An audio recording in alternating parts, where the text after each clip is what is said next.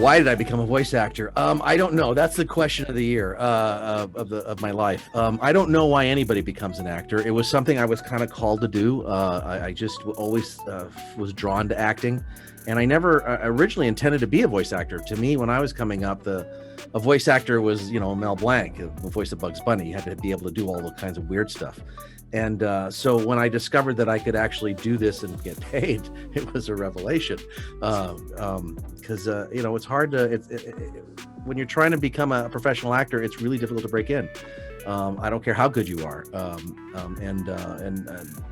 Anime afforded me the opportunity to do that, and that's what kind of led me in. So I became a voice actor because voice acting is the part of the business that liked me. For lack of a better answer. Mm-hmm. It depends. I mean, there's a lot of there's kind of this idea that it's a job that everybody does the same. For me, I do a combination of things. I do voice acting and I also direct and I do other things like that. But for a typical voice actor who's busy, it's generally they get up to auditions. They have 5 or 6, if you're lucky, maybe 10 auditions to do first thing in the morning. So they get up, warm up, have breakfast, do their auditions. Then they're going to have a couple of gigs during the day. It used to be you jumped in the car and drove all over LA and hope to God you made it and made sure you had enough time between gigs. Now it's you walk down the hall and sit down in your booth and dial up Source Connect, and suddenly lovely people like you show up and they ask you to talk. So it's right now the typical life of a voice actor is kind of hanging out in sweatpants waiting for the next job to happen in their office.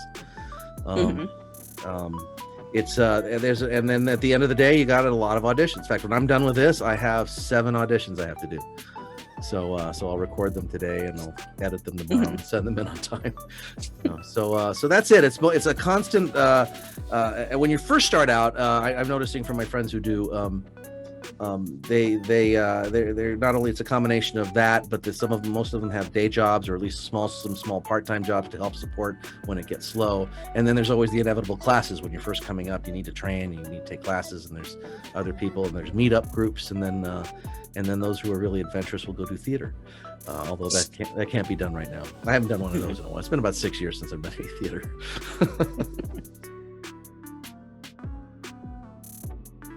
Yeah, absolutely. I was kind of caught with my pants down, so to speak, with not really ready for working at home. I know I primarily these days I direct more than I do voice act. So I'm mostly at a studio, working with actors coming in and out and engineers and all that stuff. And then I fit the voice acting in between when I can. That all stopped last March. It just, everything stopped cold. And fortunately for us, because nobody needs to see us, we were able to quickly, in our side of the business, we were able to transition pretty quickly to working at home. For me, I had to spend a bunch of money to build a booth and buy new microphones and set myself up with good internet so that I could do stuff like that. What it saves me now is I no longer have a 45-minute drive to work every morning. I'm not spending $400 a month in gasoline as you can in Los Angeles pretty easily. I don't go out to dinner or lunch all the time, so I'm eating better at home, although I've gained weight. I don't know how that's it. I'm eating better, but I've gained weight. I don't know how that's working. And now my commute is, just down the hall. Sometimes there's a slow cat and it gets in the way, so it makes me a little late. But other than that, that's what and the entire industry has been impacted that way. It's all moved home. Those people who were able to transition and pivot quickly got right back to work quickly. Others have taken some more time, and it's looking like we're not going back in studio anytime soon. Probably not till the end of summer at this point, before you see any large recordings happening in person. They do happen, by the way. You can have in-person recordings, but the amount of money that it costs to set up the shields that you have to put between the actors, and then everybody has to be tested. Everybody, like every couple of days when you're doing that sort of thing. It's just a little more expensive than most people want to do. So the big productions, the big Marvel productions, stuff like that, you might see them going in sooner. The rest of us, end of summer. But that's okay. I mean, it's I have a nice place. This is a picture of my booth that you're seeing back behind me. So I have a nice, comfortable place to work, and so you know we'll do what we got to do. Stay safe. We were lucky. We got to stay open. We got to work. My son is a gaffer. My son likes movies and stuff. Like he works for NBC and things like that. And he's been out of work. He was out of work for 6 or 7 months, and so was my son-in-law, who was a prop master. So it's the fact that we talked. KG Tang posted something very funny. He said, "Who'd have thunk back in the day that voice acting would be the safe job to have in 2020?" You know.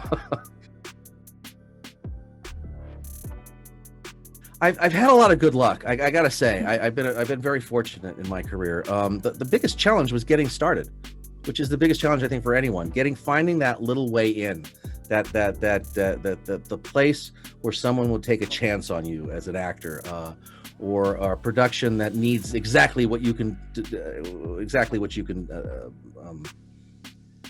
deliver, and so that was the hard part. I wandered a lot. You know, I started trying to work professionally from the time I was 18, and I actually did a little bit of professional work before that, but actually in earnest and afterwards. And I was able to I did a lot of theater, what I didn't get paid for, and I got an agent kind of, but he didn't really work for me very well. And then I had another agent who worked better, and I auditioned for lots of cool stuff. I auditioned for Laverne and Shirley a couple of times. I'm old. The Happy Days a few times. I was up for a role in The Outsiders, that nice movie that they said they were going to use celebrities and then hired all celebrities.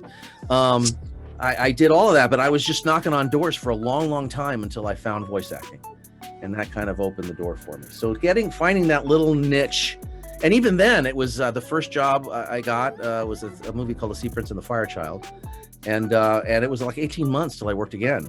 So even then, it was like just trying to get somebody to pay attention. I like to say that my career was, I did it kind of like, do you know what how a cockroach gets in a building? They find a little crack and they start to wiggle and move until they slip in. Well, that's what I did. I found a little crack and I wiggled until I was able to slip in. And that was really the biggest challenge. After that, it was, I had, you know, just learning how to keep it together, learning how to work creatively, learning how to deal with Hollywood, which was a big, you know, when I worked at Saban, it was a big eye opener. Hollywood's a nasty place. So it's all of that was difficult, but getting in the door is the hardest challenge for me, and it was for everybody else that I know.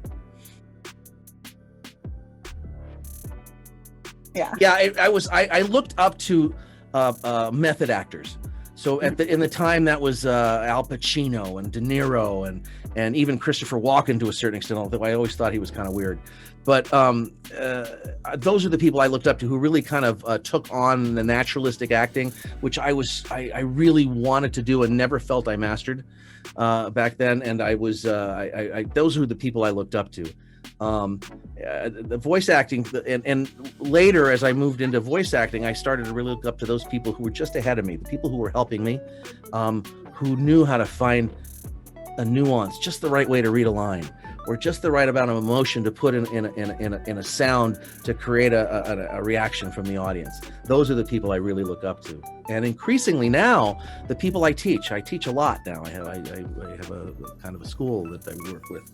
And I'm watching these young actors, and they're in their mid 20s to mid 30s, really create new worlds for themselves and take on this social media thing and use that to define themselves and really focus on what's important in the creative arts rather than on all the glitter and the glam, which is really beside the point. So it's kind of evolved over time as to I think the way I teach, I get more inspired by them now than anything else. Mm-hmm. I feel lazy when I'm around them because they're you know.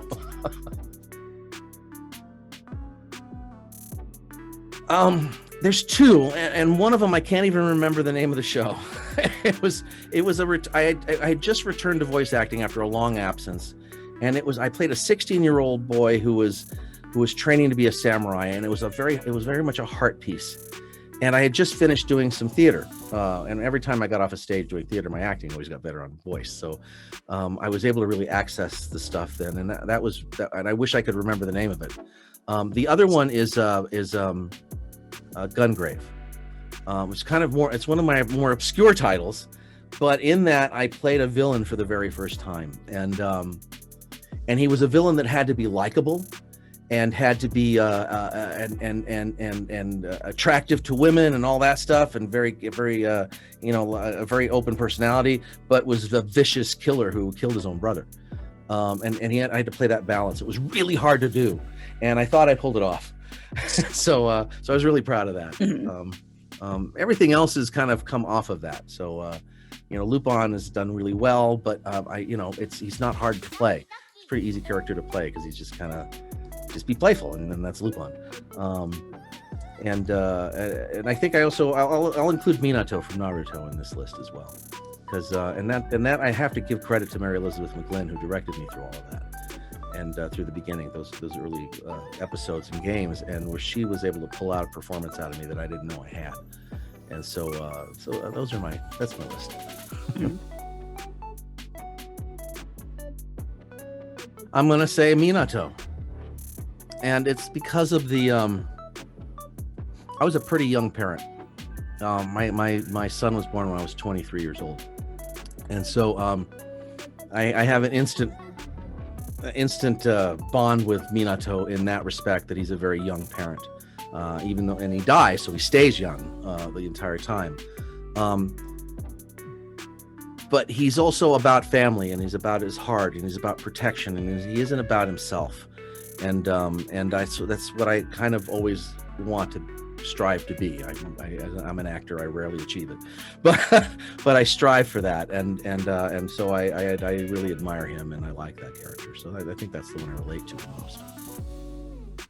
When I said, Naruto, I'm your father, because I have that Luke, I'm your father moment with him. That was coming from here. I was seeing my son when I talked to him, so it was kind of like that. The big lesson for Minato is to stay present, is to not look over there, stay with what's happening here, keep your eye on what's going on, and not to fret, and not to put energy on the negative side of that, so that his responses are always calm, they're considered, they're rarely panicked. In fact, the one big panic he does is what creates the whole show. So he tries not to do that again. So I think that's the lesson for Minato.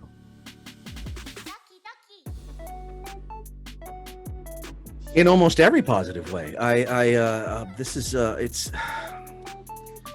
had a dream to become a professional actor, and because of anime, I was able to do that. Anime, the fandom welcomed me, the medium welcomed me, the producers welcomed me. It started what's become a career I'm pretty proud of, and I've gotten to do, without that moment where I was brought into the anime world, I would not have gotten to do Power Rangers. I would not have seen some of the world that I've seen. I would not have gotten to go to places and perform and direct in ways that I have, and all of that sparked by my saying, yes, I want to try this.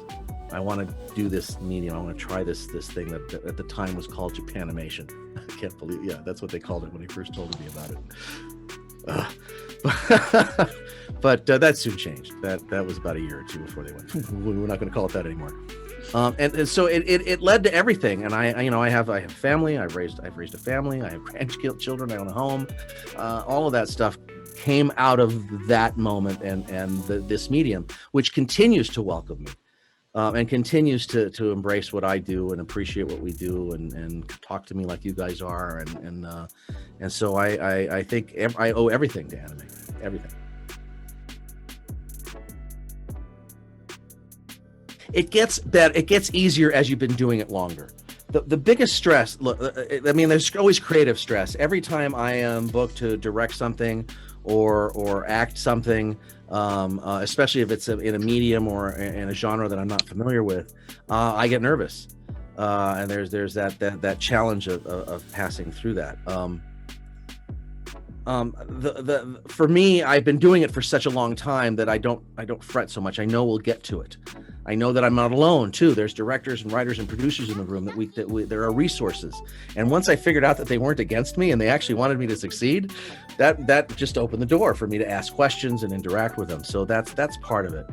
The other challenge is financial. because it's an ebb and flow kind of business, and sometimes the ebbs are pretty bad, like this year. And again, that's with time you learn how to handle that. Some of it's just reminding myself that hey, I am a professional. I do know what I'm doing. This is just a slow moment. I don't suck, because that's where actors go. The actor's default is, oh, I'm not working, I must suck. Even though they may have an Academy Award, the first thing they think of is I must suck. And so you have to get past that. And after a while, it's easier, because, I do know that when it gets busier, they do hire me again. So those have been the big challenges. And part of it is just remembering why I'm doing this. I mean, this is what I love to do, and it's part of what I signed up for. I knew this walking in the door. And if you take care of it, I know some people some young actors who've come into this really smart, saving an awful lot of the money they make when they're working, positioning themselves so that when they're not working on this, they can be working on that. And they've been really smart, much smarter than I was. So it's a matter of just doing the things you have to do to assure yourself that you have the level of security that you need here. I didn't need that much because I have a wife who is wonderful and is understanding. but that's the tough part. It's just kind of living through it. And it's part of being a creative artist. Any art form is like this. Musicians, artists, the visual artists have it the worst, because they have to convince people that they're worthy of buying their work. And that's a tough thing to do.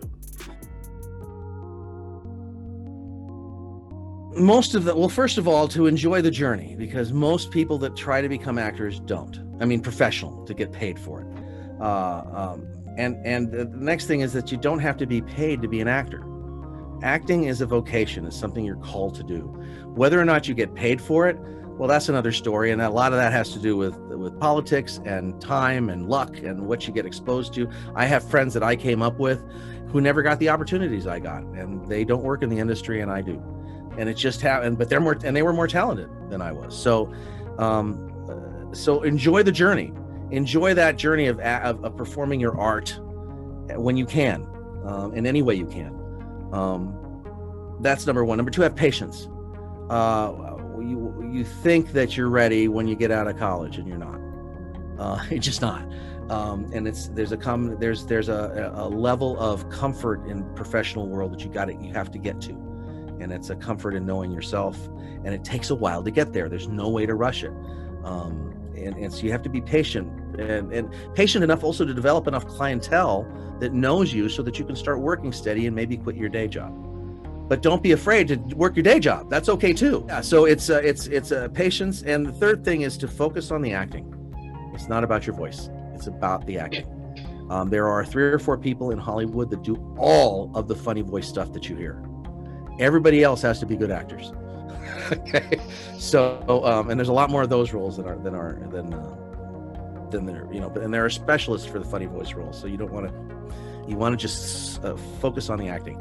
Also, one other thing is, for those of you who want to be voice actors, anime and animation is not the only place there's voice acting. Most voice actors make their money on commercials.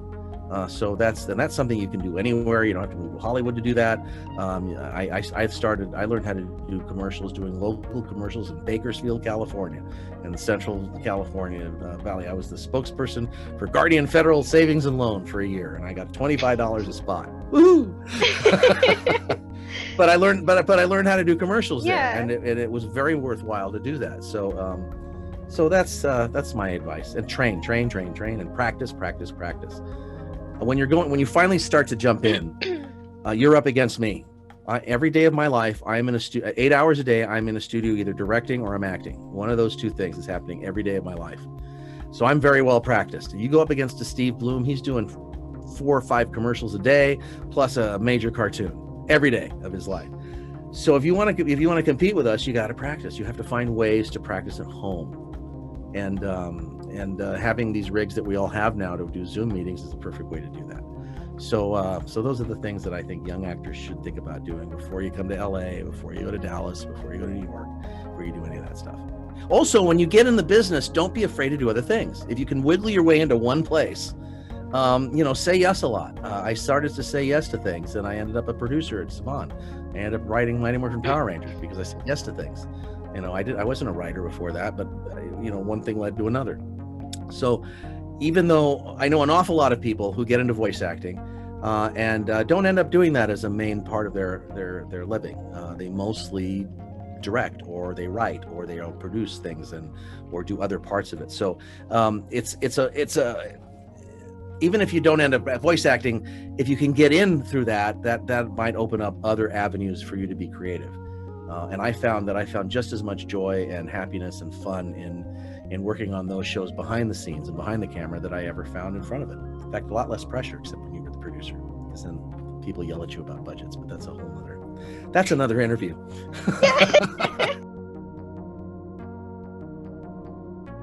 We're in the emotion business. Actors' jobs are to tap into emotion and transmit that emotion to the audience in whatever medium we're working in. That requires you to dive into your own emotions in order to tap into that. So even if you have a perfectly healthy day-to-day life and you're in a great place mental health wise, when you start digging into there, you're going to run into stuff.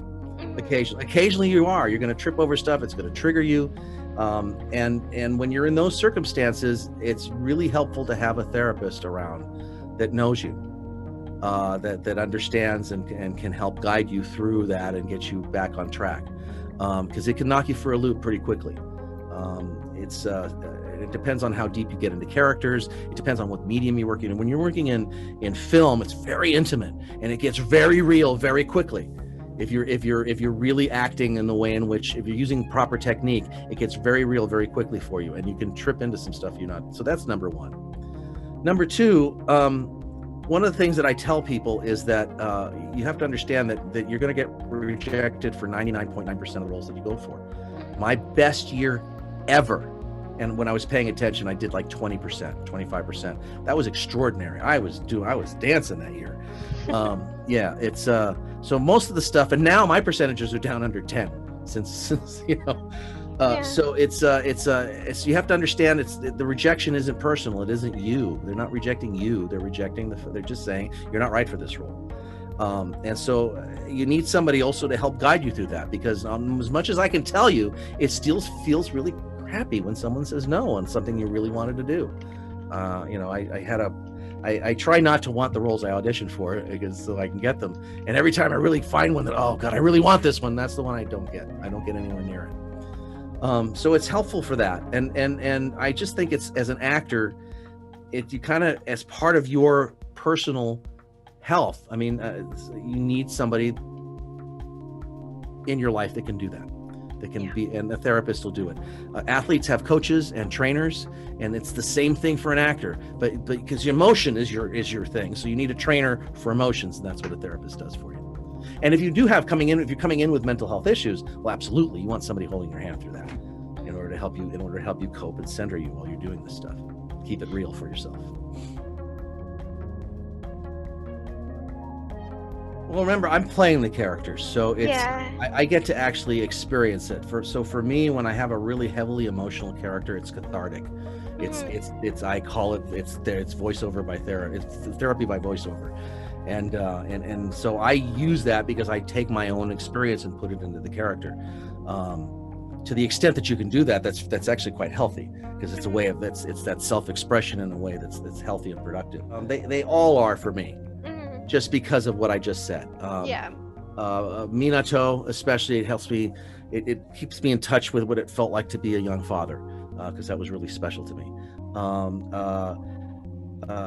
Bleach, when I played Ulquiorra in Bleach, he is the dark side of me that I don't show anybody, and the dead part of that everybody has. Lupin is my playful self. It's the confident person I wish I was. So each one of the characters that I play, especially if they turn out to be, generally the ones that turn out to be successful characters are the ones that I'm tapping something into myself, whether I know it or not.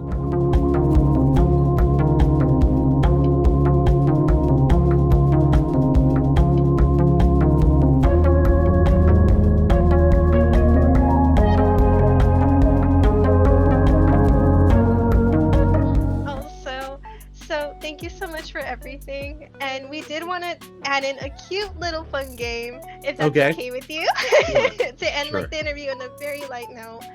So we went ahead and we grabbed a couple of quotes of the characters that you had voiced. Okay. So wait, if it's okay with you, can we I go will ahead? do the best I can if I remember the voice. No, it's all good if you can't. We just were curious. Okay, so one of the quotes that we picked was that Lord Third, I shall do my best to be worthy of your trust. Oh god, what character was that? What character? I'm serious. I don't remember who that was. Oh, okay. It's okay, no worries. It was Minato when he Minato, first okay. got. Okay, so give me the voice. Give me the line again. Okay. Lord Third, I shall do my best to be worthy of your trust. Lord Third, I will do my best to be worthy of your trust. How's that? That was awesome. Sorry. I have a decent mic, so. This is great. Thanks. So the next quote is, if Italy is the country of love, then all of love is in my hands. Is this Lupin? It is Lupin. Yeah. So give me this one more time. If all of Italy is love, then what? If Italy is the country of love, then all of love is in my hands. If Italy is the country of love, then all of love is in my hands. How's that? Amazing. I can do Lupin all day long. He's really easy. To end on my personal favorite, but it might be really obvious who this character is. Please take your number badge. Thank you. Is this Mr. Bean? Yes. Oh yes. my god, I can't remember. It's a little hard. Please take your number badge. What was the rest of it? Just thank you. Please take your number badge. Thank you. Love it. Yes.